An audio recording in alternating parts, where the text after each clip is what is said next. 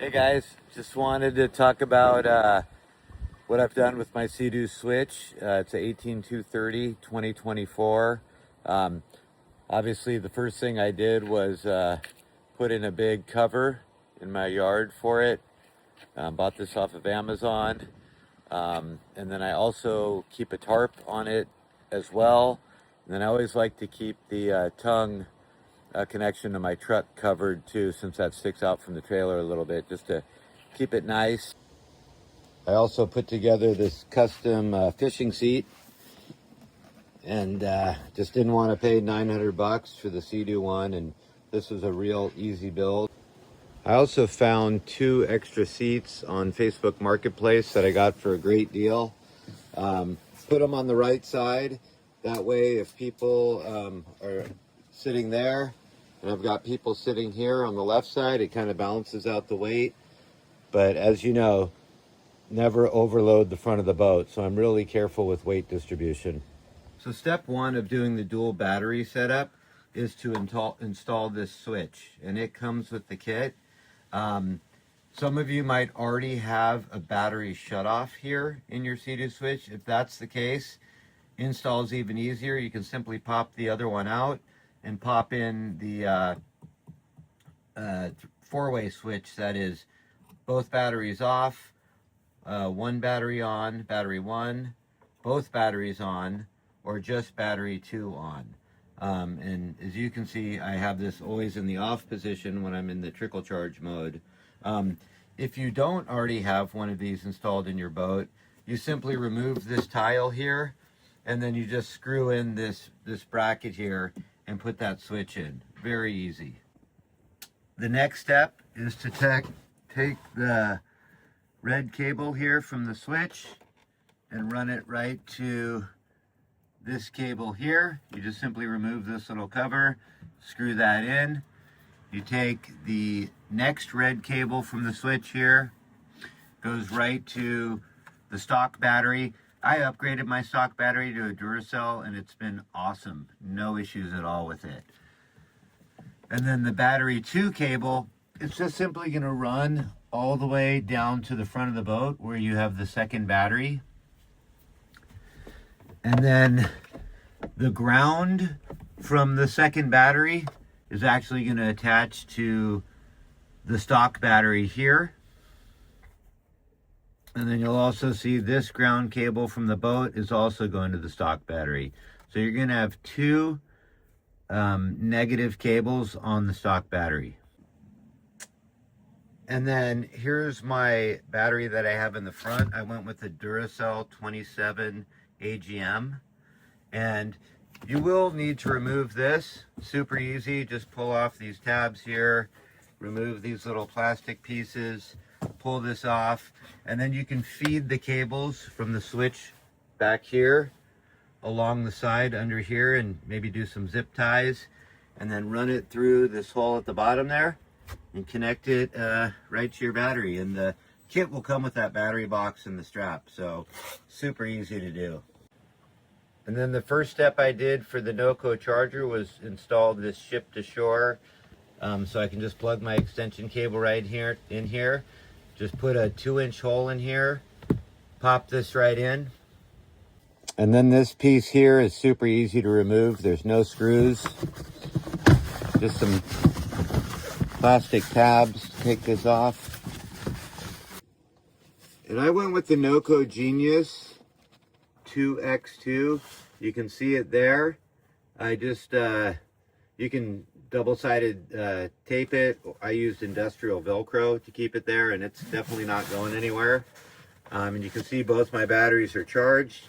Just make sure that's set to AGM if you're using AGM batteries. And then the female end of that ship to shore plug just comes right through, and then you plug the charger into that, and then the charger is getting power from the extension cable that's coming from my house. And you can see there's a hole there, or a cutout there, and there's another one right here. And so I just ran the cables down that. You will need to remove the captain's chair And it's very simple. Just remove these 2 screws. You only need to remove these 2 screws. And then you just pop these off. And then remove those 4 screws. The seat will come right off.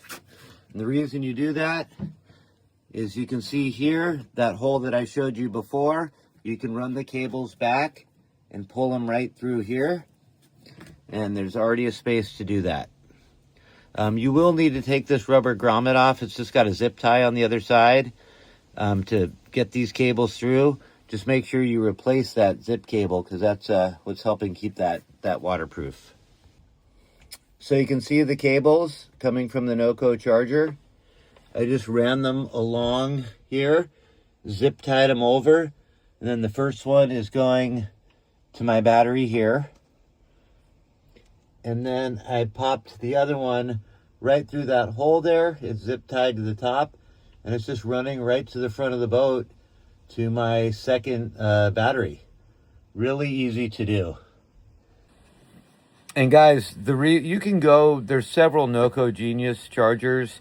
There's the 5x2, which charges at 5 amps. There's the 10x2 that charges at 10 amps. I went for the 2x2 for a couple reasons. One, I'm trickle charging. I'm not killing my batteries and need to charge them extremely quickly. And a 2 amp charge per battery is perfect.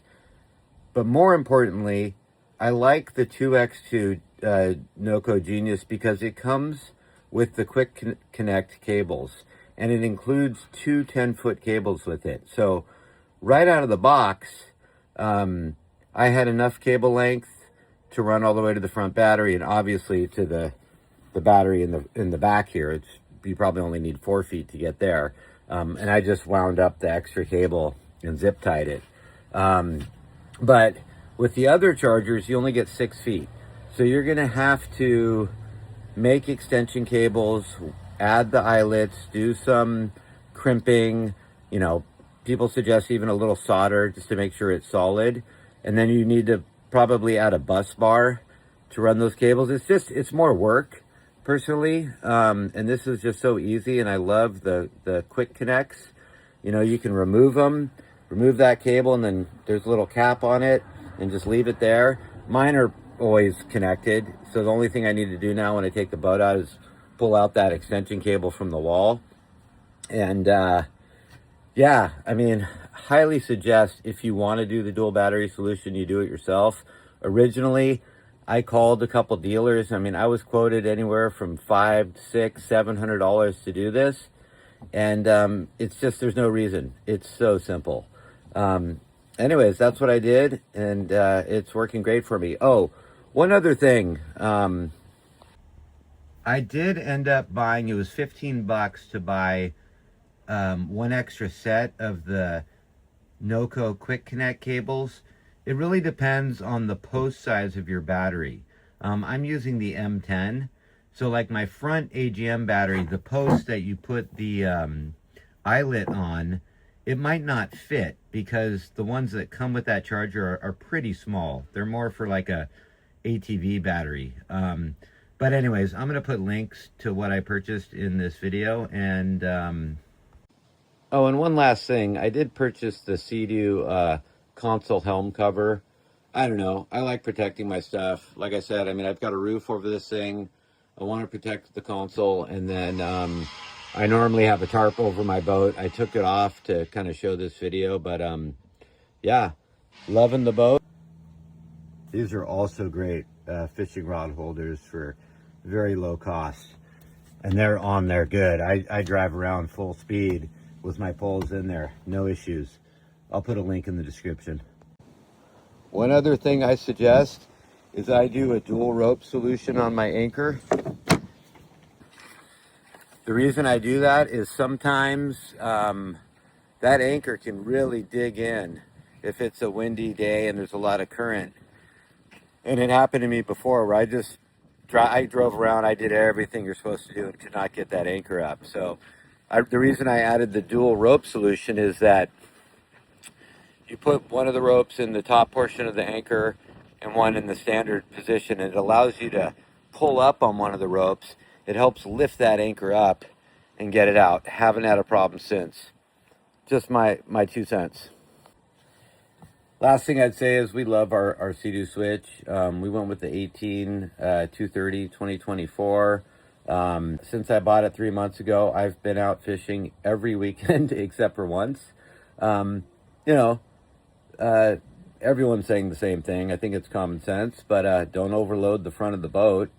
Don't do high speeds and then squeeze the brake, and don't do high speeds and just let off the throttle all at once, because this thing will slow down quickly. And I don't know, some of the negative talk about this boat, I feel, is typically people just not following those basic rules. But I'm not here to preach stuff like that. Just noting, comments I've read, and we've had no issues with it. I have 5 adults on here, my granddaughter on here. We're, cruising 35, 38 miles an hour, and, we just balance the weight properly and absolutely love it. So thanks for watching. Hope this is helpful.